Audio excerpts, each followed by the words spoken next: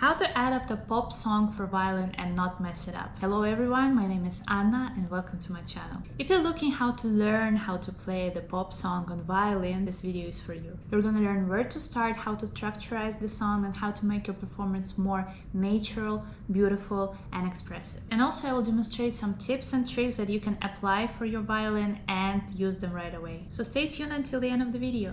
Pop music is one of those genres that always gets lots of criticism but still remains one of the most popular and loved by our hearts and playlists. So this is why when it's coming to performing, pop music remains one of the most required styles for the events. And it's all happening because pop music is built around structurized, memorable and repetitive melodies, which is why the first step for us is to structurize the song. And let me explain how to make it. So this is one of the tricks I started to use when I was just in the beginning of my violin performing, and this is how I did it. So every single song has its chorus, its verse, and sometimes the bridge, and also usually it has some kind of the intro or outro.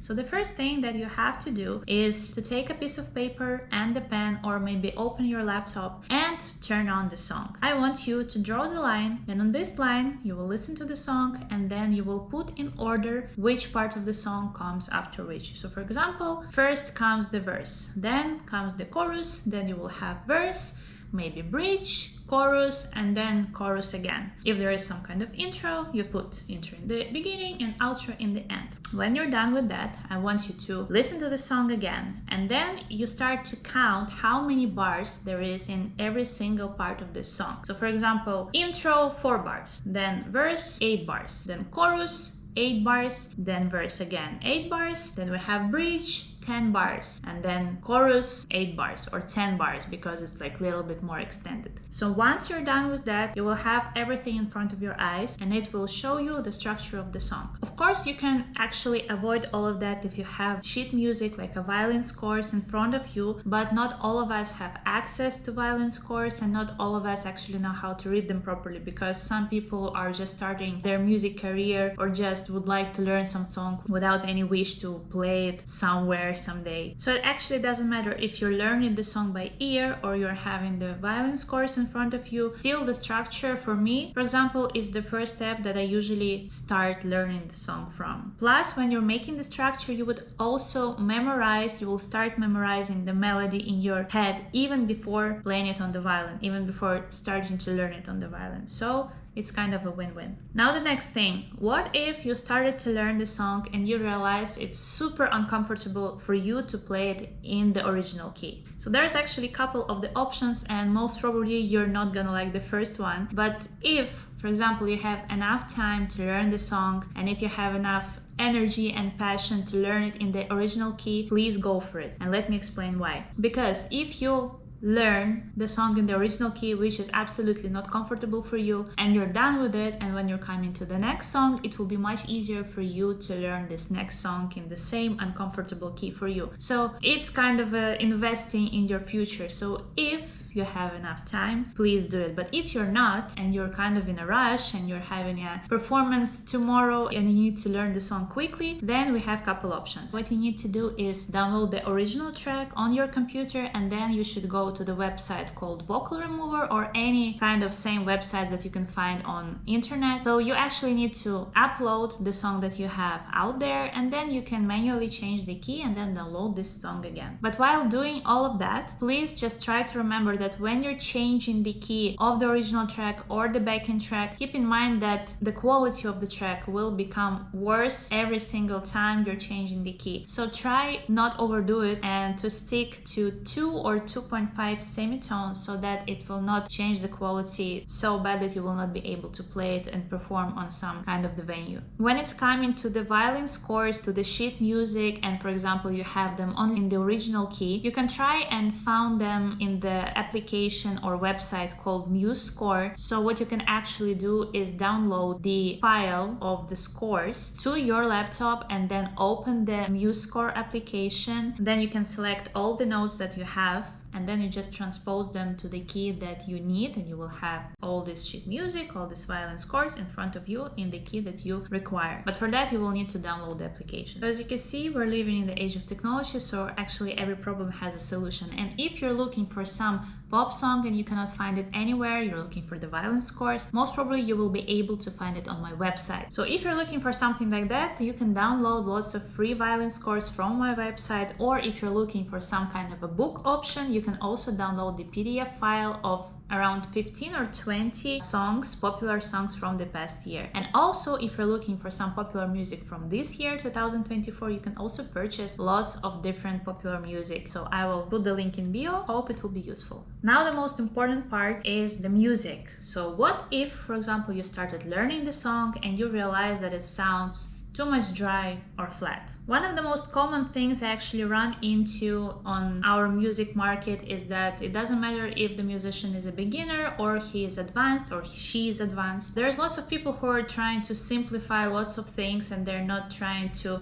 catch the nuances of the original song. So the first thing I actually try to do when it's coming to learning the piece on the violin is try and make your violin part as close as possible to the original vocals. Because when you're listening to the vocals, you feel the emotion. The emotion comes because there is lots of expression and there is a lot of small tricks, of small nuances that the vocalist is putting out there. Those details like phrasing, legatos, these breathing poses, some kind of accents, notes, rhythms, expression, dynamics, all of that could be amplified on your violin performance if you just try and copy these small things and not be lazy. And of course, I get it, like everyone has different skill levels. Some of us are in the beginning of our way and some of us are already advanced. But anyway, even if you're just in the beginning and you're just starting your music way, there's always one or two things, maybe the easiest things that you can actually try, grab, and learn how to play in violin, and it will collect after a while. If you're learning one song, for example, you took one or two things, then you're learning another songs and there is one or two others interesting things, and then you start collecting them, and after a while, maybe after 1 year or maybe after 6 months, you will realize that you have lots of different new tools and different new skills,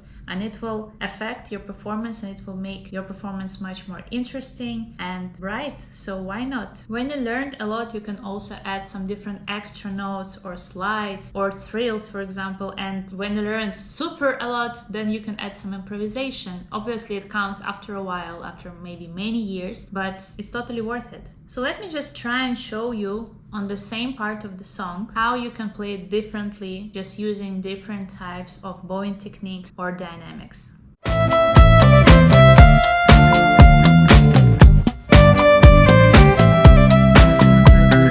Now let's add some accents and vibrato.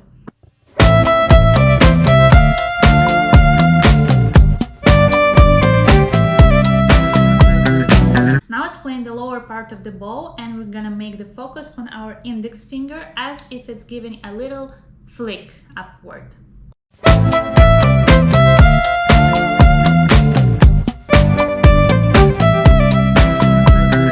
Now let's play in the upper part of the bow, and we will add more legato, airness, and lyricism.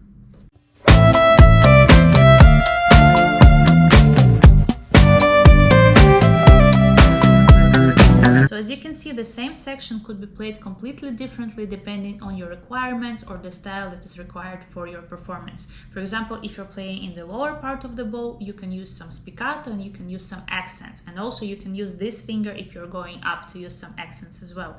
If you're looking for something more soft, you can use the upper part of the bow and it will give you more like a lounge style, like airy style and more classical vibe. And also you should never forget about the vibrato, because vibrato adds lots of dynamics and expression as well. And it doesn't matter if you're making it super fast or super slow, but still you will find your own way which will fit for different style that you will require. And all of these are just basic techniques. So just think about, for example, if you're classically grown, you can try and remember all the bowing techniques you were learning before, and maybe there are some of them which you feel will be more comfortable for you to play. Or for example, the ones that you're willing to learn but were scared before. But in pop music, you can actually use any of the bowing techniques you want. And the main thing and main goal is to make your performance more interesting. So try and not be scared to lift the bow from the strings or explore it and use different parts of the bow, because violin is the wonderful instrument that actually has almost no limits. It can literally copy almost any sound that you can imagine. So actual limits are only in your head. This is why don't be scared to experiment. And the last thing, which is going to be the most interesting for the beginners, is about the simplifications. So when you're adapting the songs to the violin, obviously there are some hard songs which is gonna be difficult for you. This is why I will try to give you some tips and tricks to make your life easier. But first and the main thing is the main melody, and you should keep in mind that main melody is gonna be your basis, which you cannot avoid. So here are the few ideas. First of all, simplifying the rhythm. So let's imagine, for example, the original song has some triplets or 16th notes, and you can change them to eighths or quarters, which is gonna be okay. You will still keep the melody, but you will simplify some parts of the song. Or for example, if you're having some fast passages going up or down, you can literally just play the first and the last note of the passage, or you can use first, last, and the middle part of the passage, so that you will keep the key, you will keep the tone, but still you will simplify your life. Another thing is when it's coming to vocals, sometimes the vocalists, they do some kind of a small note before the main melody. They're calling them ornaments or some kind of melismas. I'm not sure if it's correct in English, but still, when it's coming to the small notes that are not part of the main melody, you can just simply kick them out and it's still gonna be okay, because our main idea is to keep the main melody. Now, when it's coming to the tempo, for example, you picked the fast song, which is not okay for you, for now at least, and you need to learn it in the normal tempo. So what you can do is you can download the song and put it through the website that I mentioned before called Vocal Remover, and you can change the tempo out there, or you can use one of the professional programs called Logic Pro or Ableton and make all of that in there. Another interesting thing is simplifying position changes. So classical school actually teaches us that we should use all of the positions and we should never use first position, or almost never, because it's kind of a bad tone. So in pop music, especially when it's coming just for you, when there is no teachers around, no one to judge you, it's okay to use the first position, especially when you're a beginner. When it's coming to performances, even for me, usually I'm using first, second, and third position, and it's absolutely enough for me, except the times when you need to go like pretty much high, which is like one time in 20 times. So it's okay to use the first position when you're learning and when you're performing. There is no need to make your life harder. We're here to just, learn the music, play the music, and make it fun and interesting. So use the first position. It's okay. The next thing is double notes. When it's coming to double notes, there is actually two groups of people. First of them are saying like double notes, you should always know how to do it and you should always play them properly and you need to learn and spend a lot of time on that. And yes, actually all of that is true, but when it's coming to real performances, especially with the pop music, which is much easier than the classical music, obviously there is no need to use double notes all the time, except the times when it's necessary. So it's okay to use only the main note, because when you're thinking about the double notes, the first note usually is the note from the main melody, and the second note is actually the note coming from the backing vocal. So you don't need the backing vocal in your main melody performance. This is why only just use the first note, the main note, and your life will be easier. Another thing when it's coming to main vocals and backing vocals, sometimes in the song you can hear that when the main vocal stops and there is kind of a small pause between this vocal and another part of the main vocal, you can sometimes hear some kind of a vocalize, and sometimes it's actually really beautiful, but also sometimes it's kind of hard. So if it's hard for you, it's okay not to play this kind of backing vocalizing stuff. As I told in the very beginning, always stick to the main melody, and if you have enough skill, if you have enough time to learn it, then only add any other stuff like backing vocals, some extra notes, double notes, or whatever you feel like adding. But if you're not feeling like that, just keep it there. Make it slowly, make it step by step, make your learning fun and easy. And the last thing is about the articulation. It comes when sometimes there is some kind of lots of spiccato or lots of staccato in the song.